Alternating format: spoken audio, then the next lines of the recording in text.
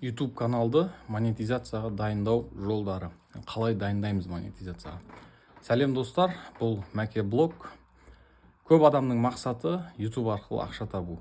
Бірақ монетизацияға өтпестен бұрын арнаны дұрыс дайындау керек. Бүгін соны талқылайтын боламыз. Бірінші шарттар, алғашқы шарттары YouTube партнер програмға кіру үшін бірінші 1000 оқырман және соңғы 12 айда 4000 сағат қаралым немесе 10 миллион шортс 90 күнде жинауыңыз керек. Бұл алғашқы қарапайым шарты YouTube'тың. Екінші, контент тұрақтылығы. YouTube тек белсенді арналарды қабылдайды. Аптасына кемі 2-3 видео шығарып отыру керек. Алгоритм сол кезде сізді қолдайтын болады. Үшінші, авторлық құқық. Бөтен музыка, бөтен видео қолданбау керек.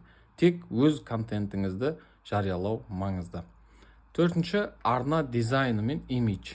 Яғни логотип, баннер, сипаттама, кәсіби арнаның әсерін береді. Бұл демеушілер тартуға да көмектесетін болады сізге. Бесінші, қосымша табысқа дайындық. Монетизация тек жарнама емес. Қосымша демеушілер, тауар сату, курстар, серіктестік бағдарламалар жасаудың жолы болып табылады. Сонымен қорытындылайық. Сонымен YouTube'да монетизацияға дайындалу үшін 1000 оқырман, 4000 сағат қаралым, тұрақты контент, авторлық құқықты сақтау және кәсіби имидж керек болады. Осы қадамдарды жасасаңыз, ақша табуға сізге есік ашылады. Келесі видеода YouTube'дағы табыс көздерінің түрлерін талқылайтын боламыз. Олай болса, арнаға жазылып, қоңыраушаны басып қойыңыз.